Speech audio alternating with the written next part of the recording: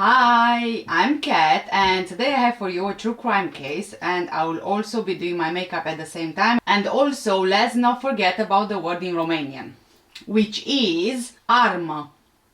Armă. Armă. Well done, guys, you just said weapon.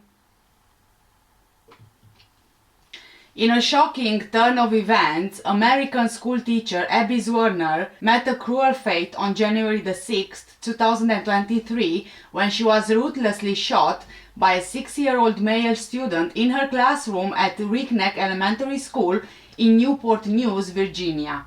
The boy had brought with him a terrifying 9mm semi-automatic pistol belonging to his mother into the school in his backpack, defying the supposed security measures of the metal detectors. The deafening question echoes throughout the nation. How did a child so young come into possession of a weapon of mass destruction, and why did he unleash it on his teacher? But the haunting truth is that there were warning signs and indications of the tragedy to come. The shooting was the first US school shooting of 2023, but it was actually the third incident of gun violence in Newport Public School District in 17 months. This is one of 16 US school shootings committed by individuals under the age of 10 since 1970. Richneck Elementary School is an elementary school in Newport News with 550 students. This school was equipped with metal detectors at the time of the shooting, which were randomly used to screen students. The thing is though that this student has a history of behavioral issues at school, not only this school. He was swearing at staff, trying to whip students with his belt, and even choking a teacher.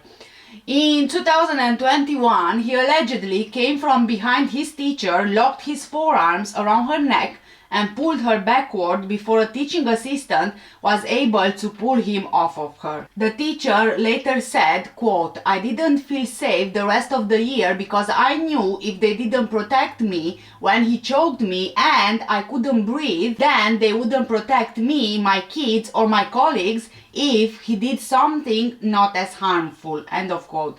This particular incident had been reported to administrators. The teacher requested anonymity because she fears potential retaliation from the school district. The boy was later moved into another class in another school. In the week before the shooting, the student allegedly slammed his teacher Abby's mobile phone and broke it. He was suspended for 1 day, and on the day of the shooting was his first day back to school. However, before this horrific incident happened, multiple staff members, including his teacher Abby, told school administrators about the student's conduct, and they voiced concerns that he may have a weapon on him. Abby first alerted school officials between 11:15 and 11:30 a.m. on 6th of January 2023 following protocol, saying that the student threatened to beat up another student. But at this point, nothing was done. A second teacher went to a school administrator at 12:30 p.m. saying that she had taken it upon herself to search the student's backpack. She believed that the student hid the gun in his pocket before going on break, but the administrator did absolutely nothing, even saying that the boy's pockets were just too small to have a gun hidden in them. A third teacher told administrators shortly before 1 p.m. that the student had shown another student at break time the gun he had, and even threatened the child that he would shoot them if they reported him. This poor child was actually brave enough to report this to one teacher, even though he was already threatened. But the teacher was told to simply wait out the situation as the school day was almost over, while another school employee was denied permission to search the student and his belongings. Around 1 hour before she was shot, Abby also allegedly sent a text message to an unidentified person that the student claimed to have a gun, and school administrators were simply not helping. During a routine lesson at approximately 2 p.m. on January the 6th, 2023, Whilst Abby was sat at the reading table, the 6-year-old male student pointed a 9mm Taurus pistol at his teacher Abby and then shot at her when she tried to reach out for the weapon. The bullet passed through her hand and then lodged in her chest. Police reports said that the shooting was intentional. According to police, there was no struggle or warning given before the student discharged the gun, and as it turns out, the student's mother legally owned the gun that he took into his backpack to school that day. Immediately after she was shot, attempting to protect the other children in the classroom, Abby took them all out of the classroom and away from the shooter, while another staff member restrained him until police arrived and took him away. He was arrested and remained in a healthcare facility as of January 13, 2023. Because of his very young age, he actually can't be identified. On January 13, police stated that they didn't know about the tip that he was armed before the shooting happened. Abby's injuries were initially described as life-threatening, although her condition improved and she was described as stable on January the 8th, 2023, and thank God she was released from the hospital in mid-January. Richneck Elementary School remained closed during the following week, and the school announced that Principal Brianna Foster Newton left the position shortly before the school reopened on January the 30th. School Assistant Principal Dr. Ebony Parker resigned before the school reopened, and the school district superintendent George Parker III was voted out effective February the 1st. The school reopened with additional safety measures in the shape of 2 permanent school division security officers, 2 metal detectors, doors installed in previously open areas, and all students receiving clear backpacks. 25-year-old Abby Zwerner, or Abby, graduated from James Madison University in 2019, and she earned a master's degree from James Madison University's College of Education the following year. She comes from a family of educators, and at the time of the tragedy she was teaching 1st grade at Richneck Elementary School, where she was highly admired by her colleagues for her enthusiasm in and out of the classroom and her passion for lifelong learning. Abby loved teaching, and this was actually her dream, and it was her career. She was passionate, she wanted to help her students. Teaching was her life and she was happy in what she was doing, but after this happened, she is now questioning whether she really wants to pursue this dream or whether she will even be able to follow the dream. The shooting sparked conversations about the legal culpability of very young children and comparisons to the February 29, 2000 killing of Kayla Rowland, when a 6-year-old boy fatally shot Kayla at Buell Elementary School in Mount Morris Township, Michigan. The boy was not charged with murder because of his age. However, his uncle was convicted of manslaughter. In an NBC News opinion piece, a clinical psychologist emphasized the limitations of children's moral development and cognition of events and called for compassion to be extended to the shooter and for the provision of care and rehabilitation as opposed to incarceration. On January 25th, Abby Zwerner's attorney, Diane Toscano, stated that they plan to file a lawsuit regarding multiple failures by the administration of the school to respond to concerns that the student had a gun on the school campus. The boy's family has taken an attorney. Police have said that the 9mm handgun used in the shooting was legally purchased by the boy's mother. The family said the gun had been secured.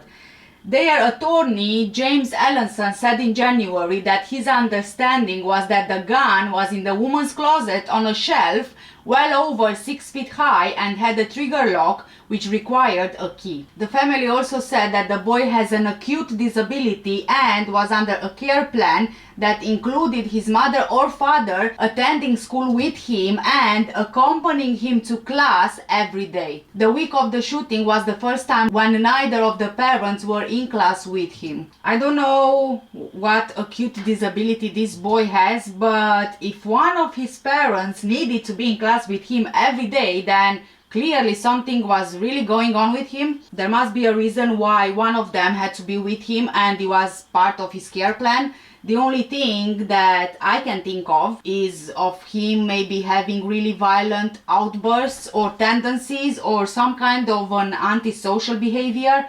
But if this kid really has special needs, then why risk putting other children in danger by accepting him into a school which was not possibly equipped for his needs or tendencies? I mean, I can't really comment on it because we don't really know what problems he said, but it's kind of like, you know, a logical thing to us. Newport News Mayor Philip Jones described the shooting as a red flag for our country, also saying, quote, "I do think that after this event, there is going to be a nationwide discussion on how these sorts of things can be prevented," end of quote. Professor and gun violence expert Daniel Webster of Johns Hopkins University stated that gun violence by children was increasing in frequency. The American Federation of Teachers President Randy Weingarten called for government action to prevent guns from being taken into schools. Quote, "When will the shock of gunshots in school be enough to inspire the action necessary to prevent guns in schools and the shattering of lives it causes?" End of quote. Gifford's Law Center to Prevent Gun Violence lawyer Alison Anderman criticized Virginia for not having laws requiring guns to be securely stored. Virginia Governor Glenn Youngkin shared his belief that Virginia had some of the toughest gun laws in the nation and spoke of a need for harsher criminal sentencing and improved mental health care. The families of two students at the school filed notices of potential legal action against the school system over trauma they say the shooting inflicted on their children. Parents of a first grader said that their daughter was in the classroom when the shooting occurred and suffered emotional harm as a result. The parents also alleged that school officials failed to protect their daughter throughout the school year from bullying, harassment, and assault. A letter from the other child's family cites injuries sustained during a school shooting on January the 6th, 2023. Their attorney did not elaborate further, although authorities have said that no children were physically harmed during the incident. Both notices were dated on January 30th.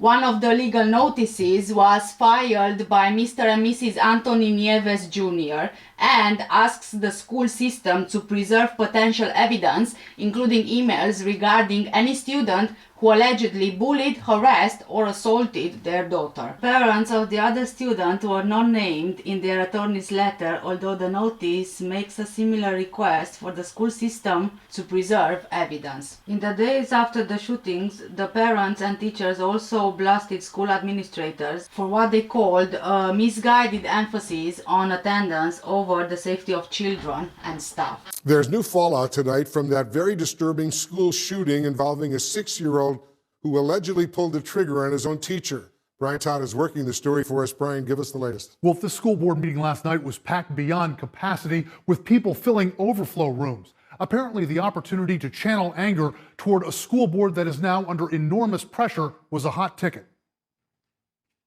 I send my kids to school and find myself praying to God that they will return home safely. Emotional, furious parents vent at school officials in Newport News, Virginia, at the first school board meeting since a 6-year-old boy shot and wounded his first-grade teacher in the classroom.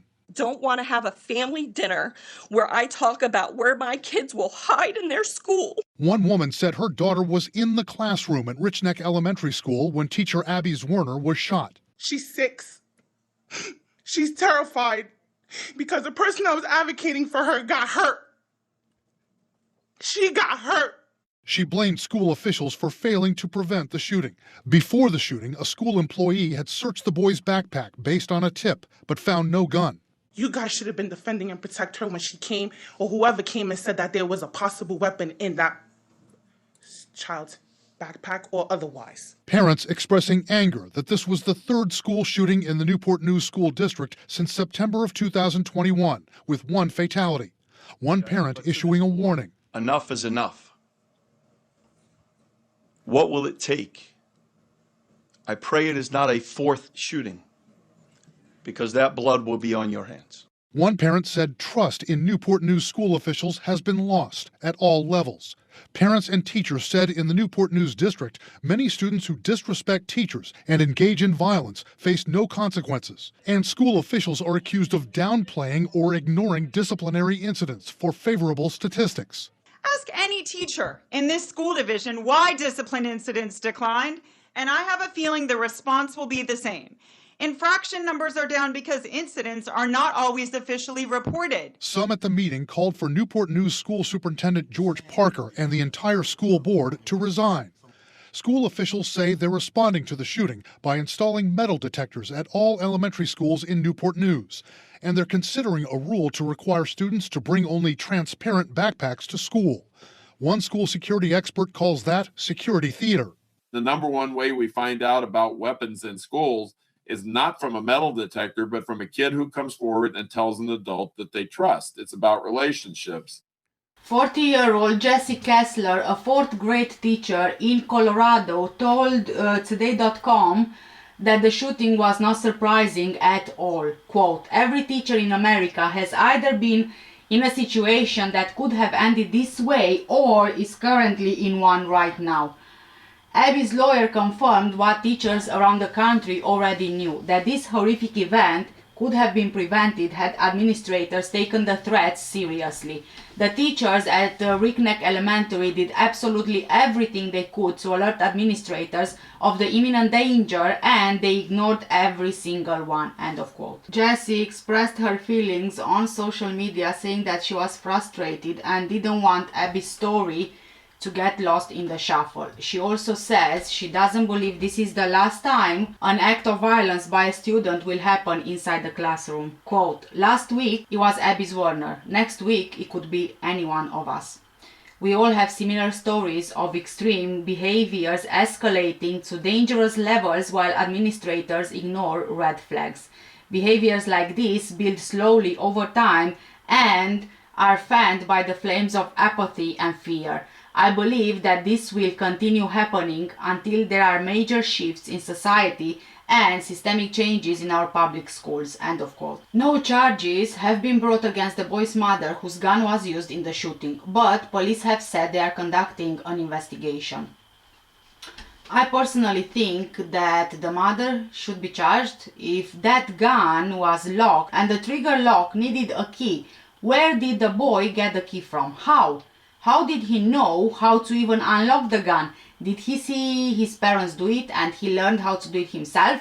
How did he know that a gun is dangerous and he could kill with a gun? Come on, I mean, he's only 6 years old. Also, the gun being stored 6 feet high, didn't the parents think that, perhaps he can use something to get up there, to reach for the gun, a chair, a box, something, whatever? I mean, we all know how curious kids are, and the more you tell them not to do something, the more they will try to do it. But the main thing is, how could he have had the gun in his backpack all the way from home into school throughout the entire day without his parents noticing the gun in that backpack before he even left for school? If his care plan involves one of the parents to stay with him at school, shouldn't the parents have found somewhere else to support his needs better, whichever those might be? Better yet, maybe the school shouldn't have accepted him there.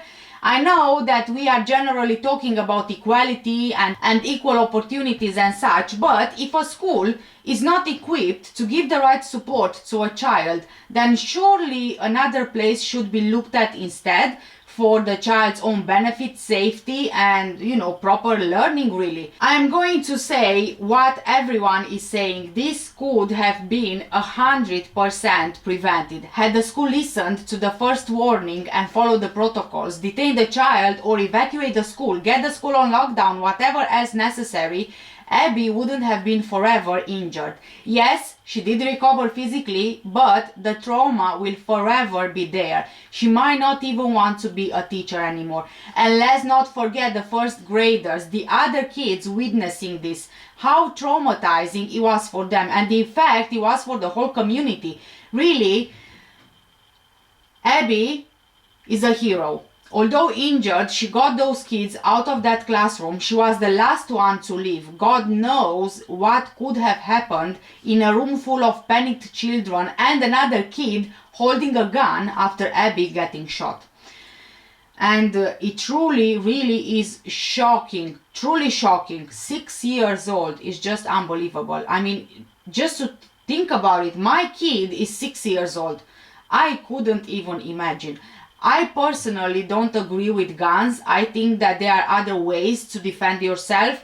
In most of the countries around the world, guns are illegal. I never quite understood why in the US are not. I'm not getting into politics really, because I really know nothing about politics, but surely, from my perspective, you don't fight gun violence with more guns.